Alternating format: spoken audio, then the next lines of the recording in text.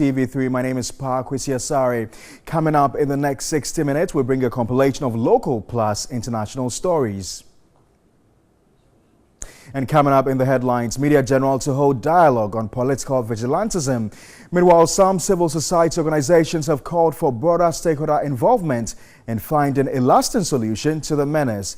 Still ahead in the bulletin, University Teachers Association of Ghana, UTAG, demands immediate resignation of Vice Chancellor of the University of Education, Winneba, Reverend Professor Afo Boni, and the reinstatement of dismissed lecturers of the university. And elsewhere on the international front, UK MPs to vote on whether to block the UK from leaving the EU without a deal on the 29th of March after again rejecting the Prime Minister's withdrawal agreement. We've got details of these stories plus many more, including the very latest in business and sports, all coming up in the next 60 minutes. Thank you very much for your time. Remember, we're streaming live on Facebook. You can also join us with your views, comments, and suggestions on any of our top stories this hour. Visit any of our social media pages on Facebook and on Twitter. In our very first story, Power Distribution Services, PDS, has attributed last night's total blackout in many areas in Accra and other parts of the country to technical challenges upstream following the curtailment of power from Malam Bulk Supply Point and the Graphic Road.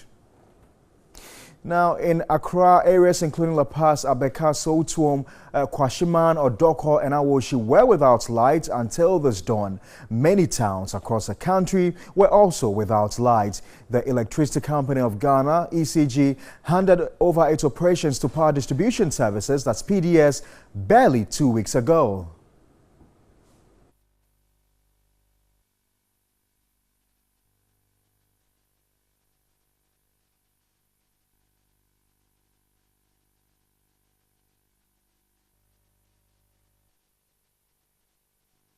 All right, so away from power, let's do some politics now.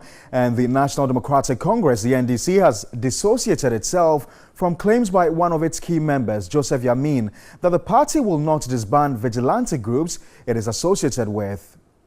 The former Deputy Sports Minister in media report has indicated that the NDC will not heed to calls by the president for the two main parties to disband their vigilante groups or any such group associated with them. A statement signed by its General Secretary Johnson Nketia indicated that the position of the former Deputy Ashanti Regional Minister does not represent the views of the party on the vigilante menace, now indicating that the party will continue to support and participate in any efforts aimed at ending the culture of political violence. The party has since invited Joseph Yamin to clarify the said reportage.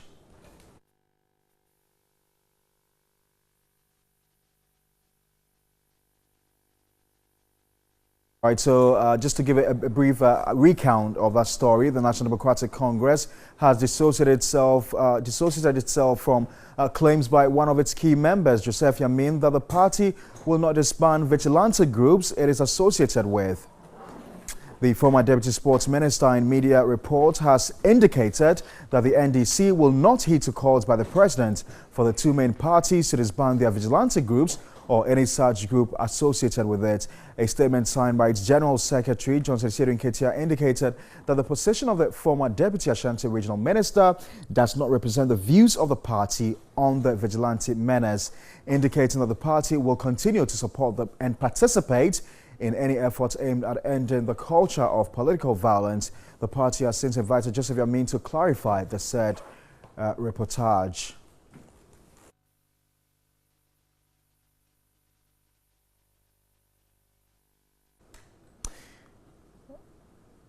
All right, so away from the NDC, there's some good news here because there's been a clarion call to end political vigilantism after violence, which characterized the General 31 Ayawase West Worgon by-election. However, events in the past few weeks have revealed a rather lackadaisical attitude from the key political actors.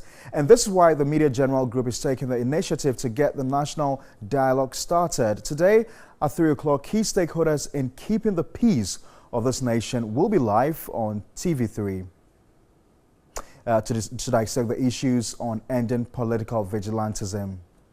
All right, so one of the organizers of this, dialogue, Sadam Ofori, has just joined me in studio to talk a bit about this. Sadam, good to see you. Good to see you. It's been a while. It has been. Where have you been? Around. Doing a lot of work, I guess. You can imagine. So tell us about the Media General Dialogue. Is this the first in a series? No, this is about the 7th in the series. Okay. We've had a number of them. But this, today's event really is because of how the activities of political vigilantes has dominated public discourse. It's been the most topical issue over the last couple of weeks. As you rightly mentioned, there was the Ayawaso West Wogon by-election incidents, following which the Emil Short Commission was instituted to look into the matter. Lately, there's even been allegations of some private militia being trained on some state property, some state security property. These are issues that are of grave concern to the public. So we at Media General are putting together the most, let me call it, a seminal platform for stakeholder engagement on this matter, so that they can help us find a solution to this problem. Right, so who are we looking at? Well, for speakers and our chairman is Mr. Kofi Bentum Kwanson. He is perhaps the foremost expert on security matters, national security matters in this country. He's the first director of the BNI since it was instituted. You know, it used to be special office, then now it became BNI. He's the first director and was very instrumental in the setting up of the BNI office. We also have the Minister for National Security, Mr. Albert Kandapa. He's also joined us. He supervises the security infrastructure of the country. So his perspectives are, he was also at the commission to lead evidence. So his involvement in this program is really crucial. We have civil society participation. You know of Paul Kwabena Abrampa of CDD, the Center for Democratic Development. He's also a speaker on our platform. He's going to bring the civil society perspective. He speaks for you and I in matters of this nature. Then we have the involvement of the police and Dr. Emmanuel Enin, who's also one of the foremost security experts from the Kofi Annan International Peacekeeping Training Center. So it really is that seminal platform for finding solutions to this scourge of political vigilance. So 3 p.m. at the Executive Theatre, yes, open 3 to the p.m. general public? It is open to the general public, and we entreat the public to come in early. We have limited space, and it's on a first come, first serve basis. So the public should be here to also be a part of the conversation. So what are we seeking to achieve after this forum? Is it just a one-off talk and go? What are we seeking to achieve after? Well, there's been a call by the president for engagement among the political parties to find a solution. We think that the voice of civil society is equally important. We bear the brunt of whatever goes wrong with the management of public elections. So this is a platform to allow more voices, broader stakeholder engagement in the invitation that has been extended by the president to politicians, if you will. So it's really important. We want to harness the ideas of virtually everybody who has an opinion on the matter to express, so that we can arrive at finding a more pragmatic solution to this problem. But the major key players are the political parties. Political parties are voted into power by us. They serve at our pleasure.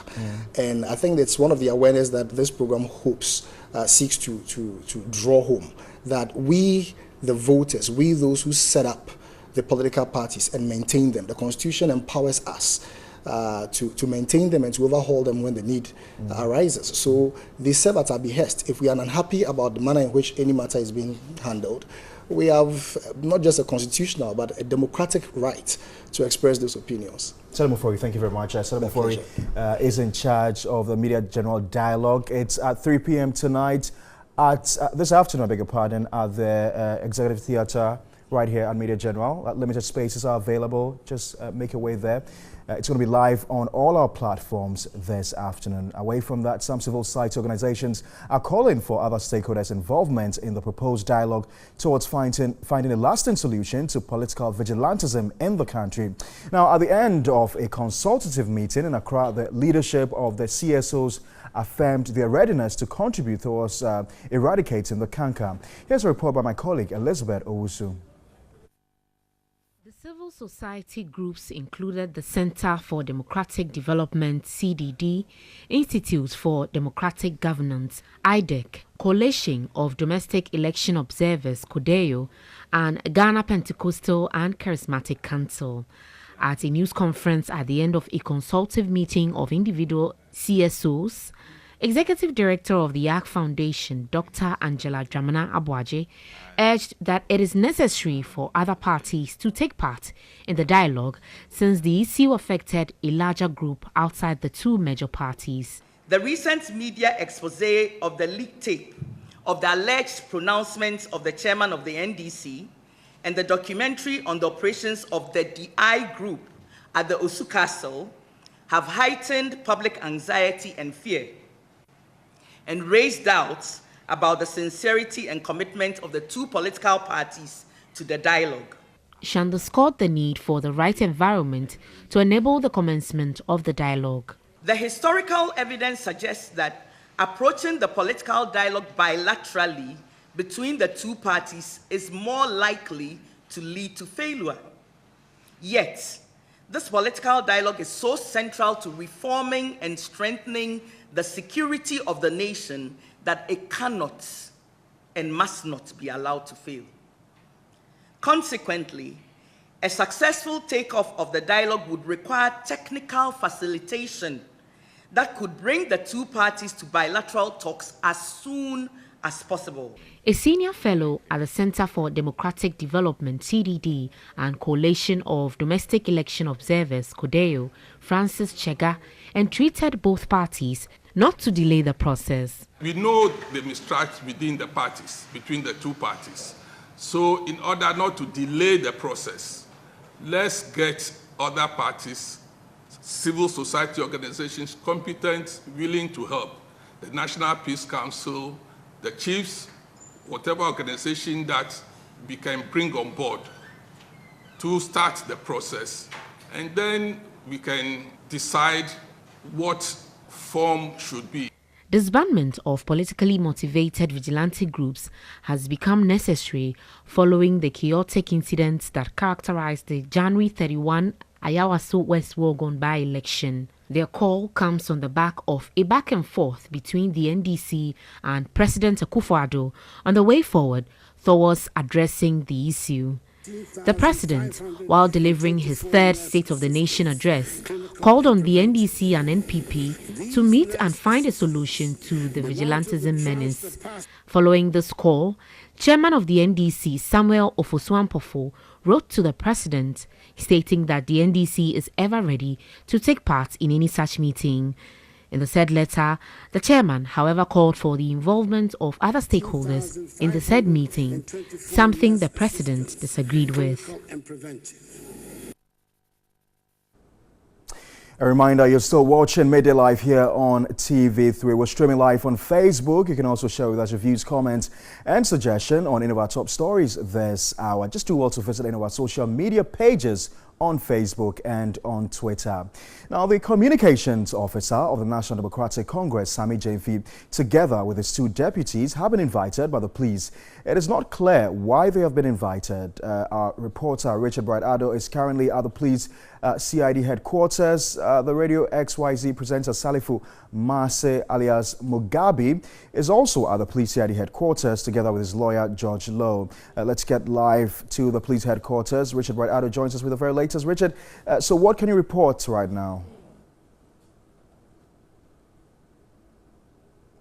Hello, Richard Bright-Addo, can you hear me? If you can, what can you report?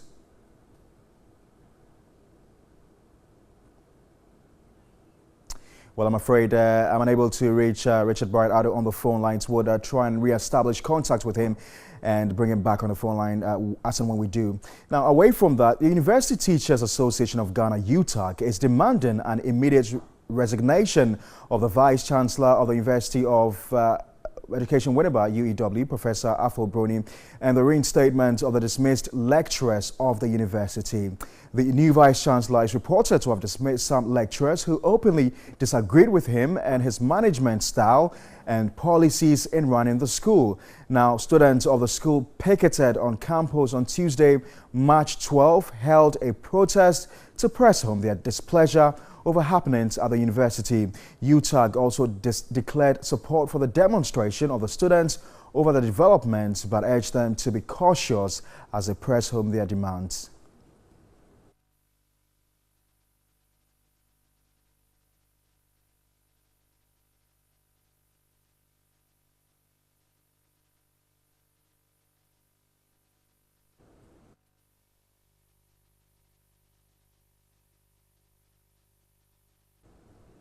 You're still watching Midday Live here on TV3. On our MTN video report today, our concerned citizen journalist highlights on inadequate learning materials and the state of a school building at Saboba in the northern region.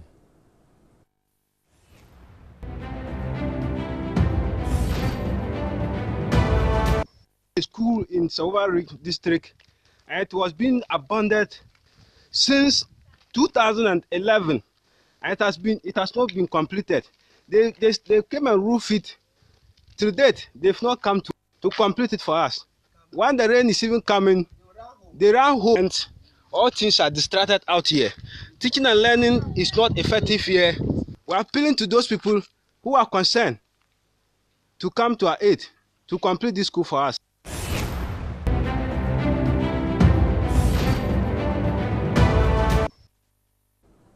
Right, you can also send your video report via WhatsApp on 055-1433-044, 055-1433-044. You're still watching Midday Live here on TV3. Still ahead, we've got the very latest in international news. We've got business and we've got sports, all coming up shortly. All right, so you're welcome back to Midday Live here on TV3. Thanks very much for staying tuned to TV3. Let's go to Parliament now because the Auditor General has cited the Computer School Selection Placement Secretariat for printing duplicate scratch cards, which were sold for over 1 million Ghana cedis. Well, the 2016 Auditor General's report cited the Secretariat for printing over 600,000 scratch cards between 2010 and 2012. Now, the Director General of the Ghana Education Service said he's unable to give an appropriate response to the query after the Auditor General said the money be deducted from the GS allocation to the Secretariat this year. Let's go live to Parliament now, where my colleague Komala Kluche has been monitoring the very latest development on the subject. The Education Minister has been before the Accounts Committee, giving his own commentary on this matter. Komala, what more do we know about this subject? Okay, Pakwesi, from what the Auditor General is saying, that out of the 645,900 scratch cards printed, 174,698 were sold, leaving a balance of 471,202 valued at 1 million, almost 1.2 million cedis, which could not be sold out due to duplication of the printer. Now, these were sent to the Ghana Education Service stores on the 14th of March 2014 for safekeeping. The Auditor General is also saying that by a memo dated the 5th of March 2014, the former head of the CSSPS indicated that the unsold cards would be used by the 2014 and the 2015 BC candidates. So when a question was put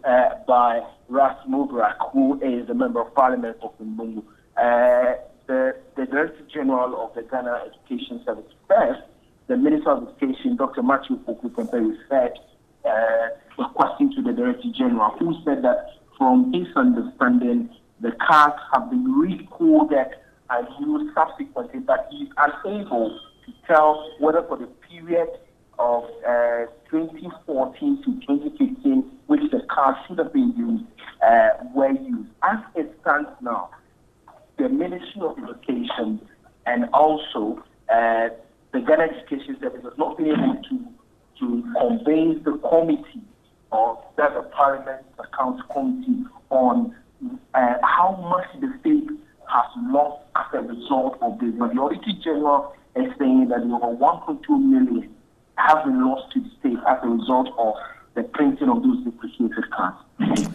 All right, thank you very much, Komala Kluche, reporting live from the House of Parliament. And let's now go to Parliament now and just give you a brief highlight as to what the Minister and Matthew Poku-Pempe has been saying on this particular subject. But these bodies, once they collected public funds, they must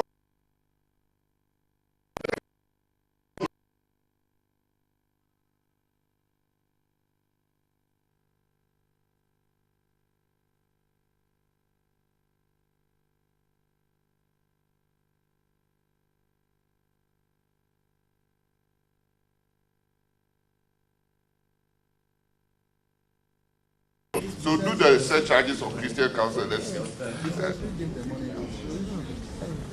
hear from the auditor. Mr. Chairman, these documents were brought to us only last week.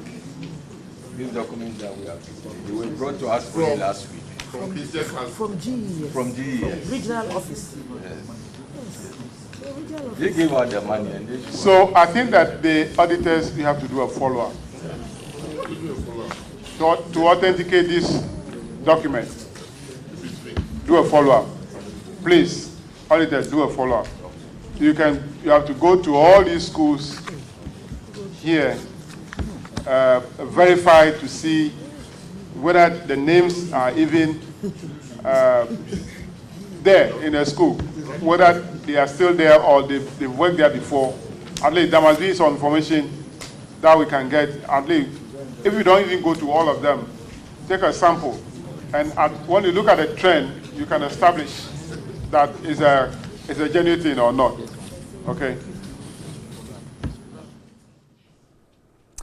All right, so you're still watching Midday Live here on TV3. We'll bring you the very latest on the story in our subsequent bulletins. We're going to take a short break. We'll return with the very latest in business news. The business news segment is brought to you by MTN, Universal Merchant Bank.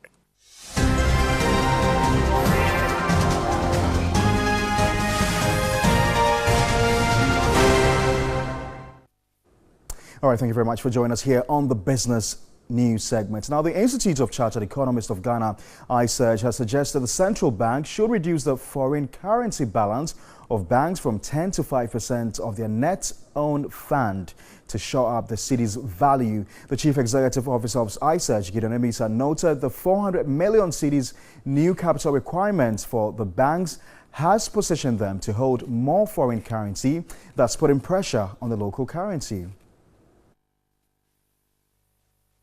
At the previous minimum capital of 120 million cedis, the foreign currency balance required by the banks was 10%. This means the banks could hold forex to the tune of 12 million cedis as forex dealers.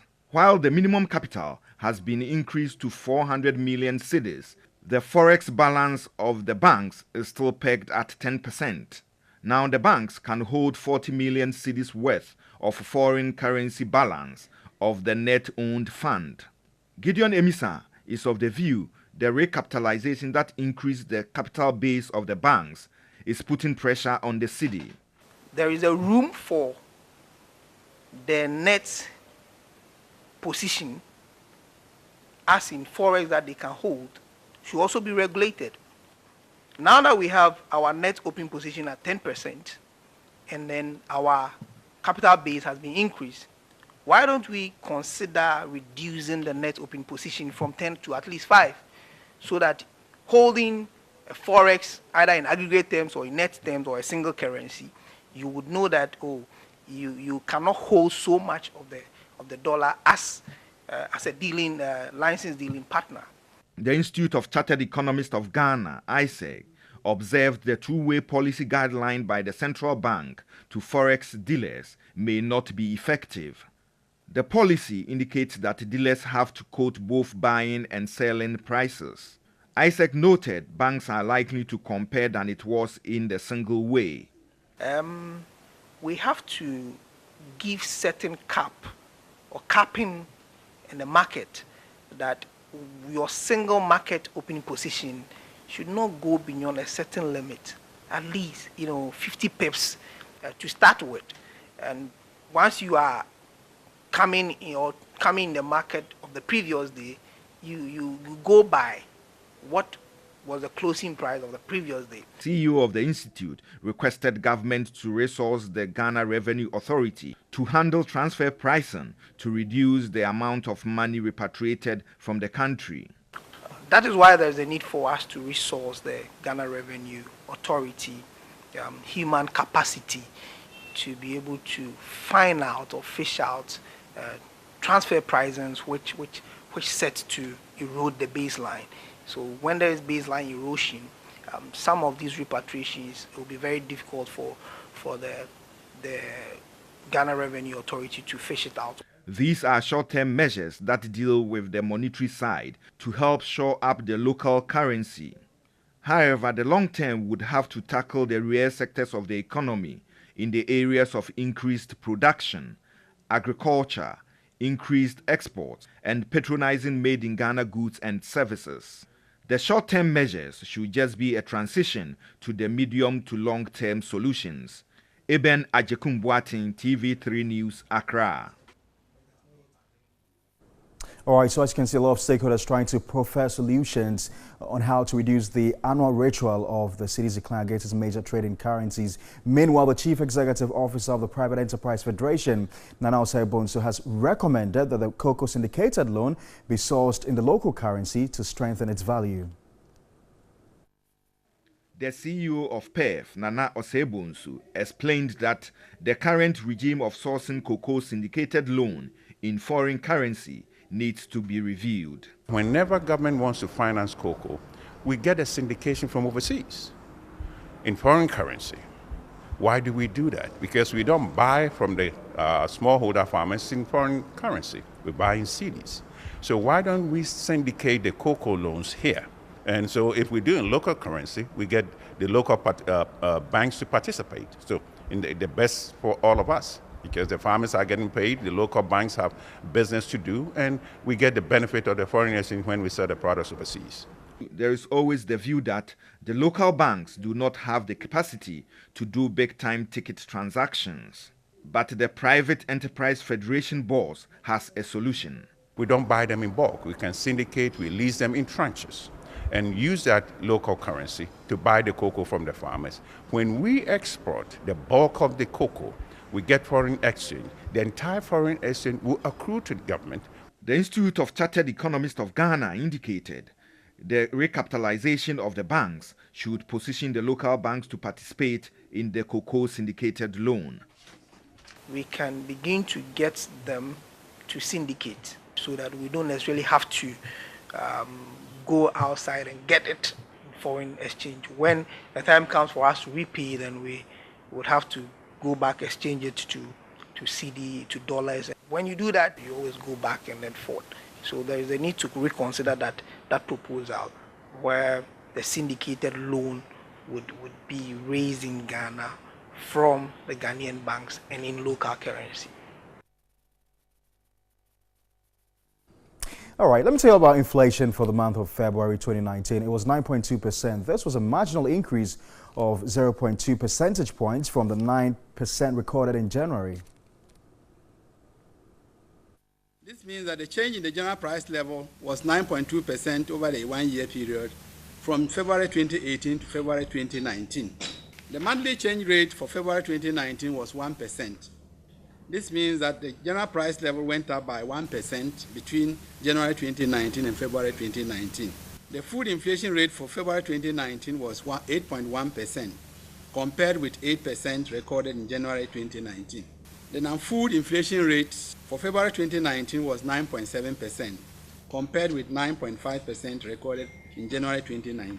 The non-food inflation rate of 9.7% is 1.6 percentage points higher than the food inflation rate of 8.1%. The inflation rate for imported items was 10.6% in February 2019, compared to the 10.8% recorded in January. The rate of inflation for locally produced items was 8.6% in February 2019, compared to the 8.3% recorded in January 2019.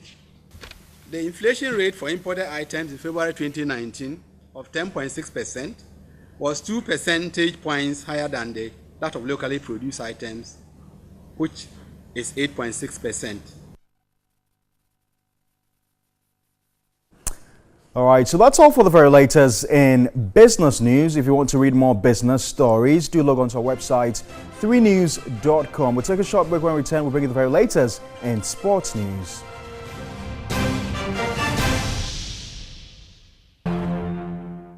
Hello, good afternoon. Time now for sports here on Midday Live. My name is Yao Ofusula. Now, Ghana will face Kenya in the final qualification game for AFCON 2019. The squad released by Kwesi Appiah, though, has sparked controversy. But does the quality in the team shine through? My colleague Thierry Nyan has more. Gone are the days when the Black Stars boast players from a wide range of top clubs in Europe, or in great form at their respective clubs. Lately, the national team has been bereft of the kind of quality we have become used to. The form of the current players fails to inspire confidence. The latest selection by Kwesi Appiah reveals the deficiencies in the side. In the absence of Asamoah Gyan, Jordan Ayew is supposed to be the leading striker, but his numbers are not encouraging. Jordan has only one goal in the Premier League this season. Emmanuel Boateng has joined Chinese Super League side Dalian Yifeng, while Caleb Ekuman and Kwesi Appiah are still finding their feet in the team. In defense, Lumo Agbenyanu is out of form at club level, having moved to Turkey, although the likes of Koja Samoa and Joseph Edu may look the more desirable. Ex-Ghana international Sam Johnson endorses Kwesi Appiah's selection ahead of the Kenya clash. I think it's okay. This is what we have at the moment, and this is what those who are playing and those who are not. Those that we need at the moment, that the coach needs at the moment. So, me personally, sometimes I don't want to talk about call up and everything because we give him assignments until he can fulfill it. I think we can decide to say whatever we want to say. Once he's doing what he's supposed to do, we should leave him and let him do what he has to do. If the call up is okay for him, people can criticize, but he knows them better because we don't play league here for him to call anybody from the local district. So let's see what happens. That was my colleague Thierry Nyan's story there. Now, the Black Stars of Ghana will face Mauritania in an international friendly on the 26th of March in Accra as part of preparations for the 2019 Africa Cup of Nations. The Black Stars will host the Lions of Chigata 3 days after facing the Harambee Stars of Kenya in the final qualifier at the Accra Sports Stadium. Both Ghana and Mauritania have already qualified for the Nations Cup in Egypt, and the African Cup of Nations will be played for the first time in June this year. To the English Premier League now, where Chelsea could end up in the High Court amid their ongoing legal battle with Antonio Conte over his severance package. The Premier League Managers' Arbitration Tribunal has now been appointed to rule the matter, according to the Times newspaper. Now, there have been months of wrangling between Conte and Chelsea's respective legal teams, but both parties are yet to reach an agreement on the Italians' payoff.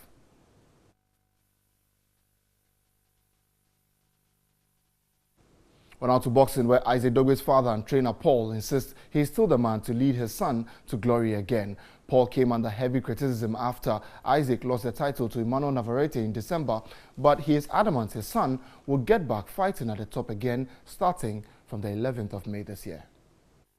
After that Isaac Dogbe defeat, there was a lot of criticism on radio and TV on your head that it's about time you handed over Isaac to a different coach to do the job and all of that. What do you have to say about that? Well, if you say hand over Isaac Dogbe to a different coach, you know, who is saying that?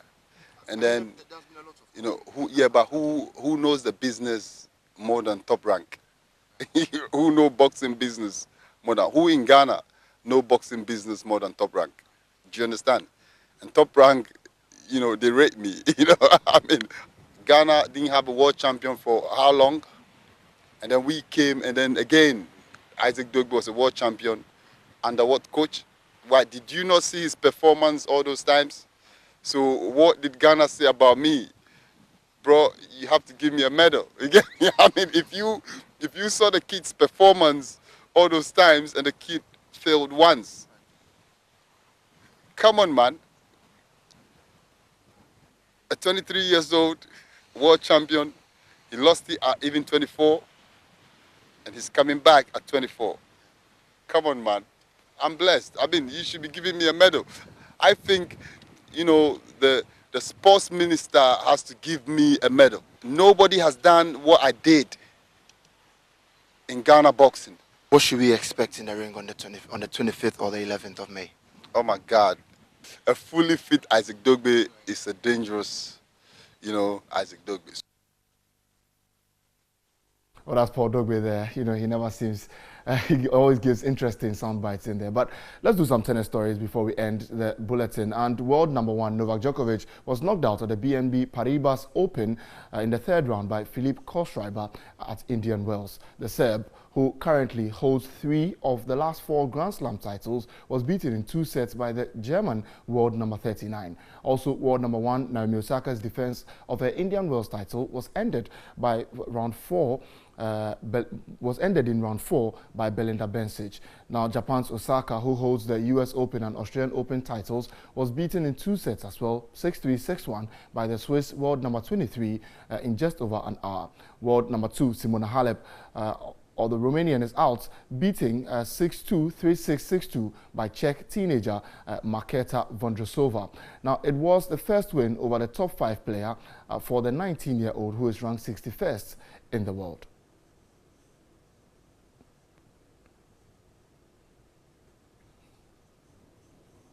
Well, that's all the sports here on Midday Live. My name is Yao Ofusula. International news and entertainment is right after this break.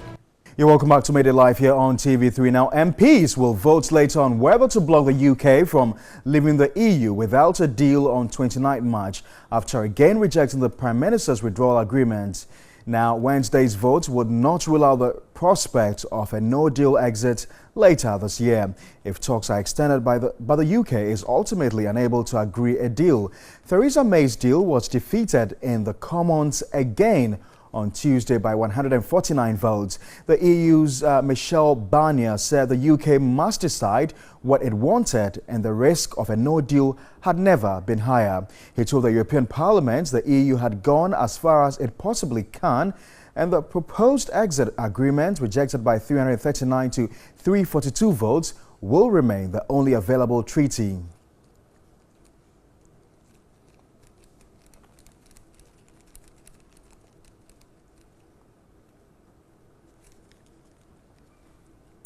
You're also watching Midday Live here on TV3. We're going to go right now for the very latest in entertainment news.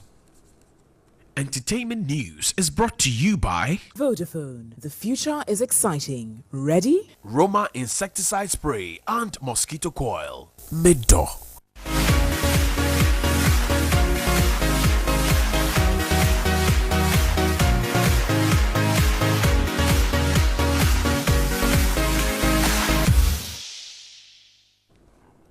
Now, for the past 5 years, he's been nominated for the Ghana DJ Awards, but as fate would have it, DJ Sly is always disappointed as he's missed out on all awards. The gifted DJ is not only hoping to make a difference, but also wants organizers to review the selection criteria, noting it is unfair.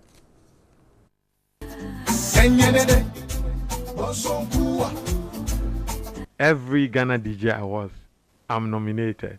Sometime in 3 categories, sometime in 2 categories, sometime in 4 categories, and I don't win. It's been 5 years of hard luck and disappointment for DJ Sly.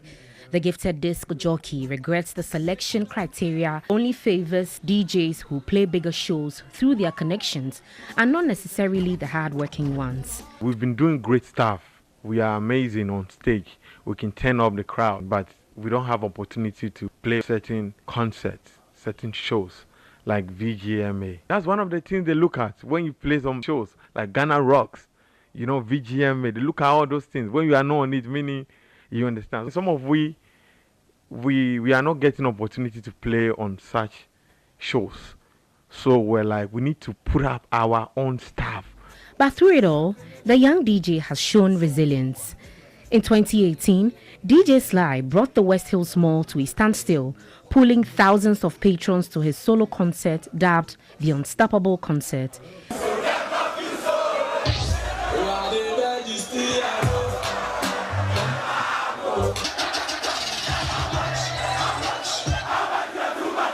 He's convinced the self-organized concerts proved and asserted him as a force to reckon with. It was a DJ concert, and it was basically about me. I haven't mentioned like the best artist in Ghana is coming to the show.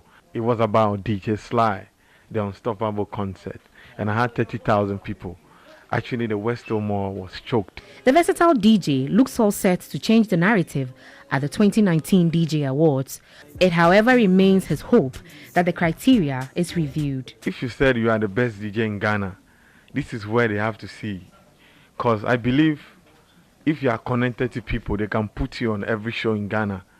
But it shouldn't be if you were the DJ for VGMA. If you say you are big in Ghana, put up a concert to see the numbers. That's what makes you big. The jury needs to be focusing on that, not you playing like Shatawale is doing a concert, you go and play, or Stoneboy is doing a concert, you go and play. I believe you doing your own concert. Yeah, it shows how big you are. It's just like Artist of the Year, VGMA.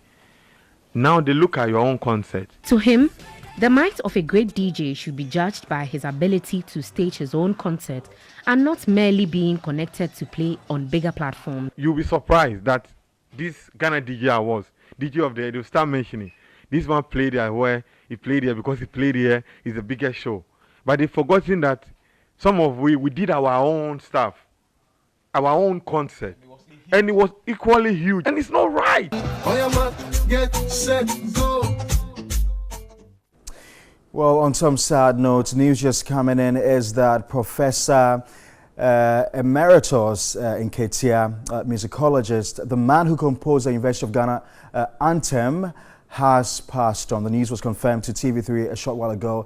We'll bring you the very latest in terms of what's been happening with him and his family, and his very last conversation he had with TV3 later in our subsequent bulletins. That's how we conclude news midday live on TV3.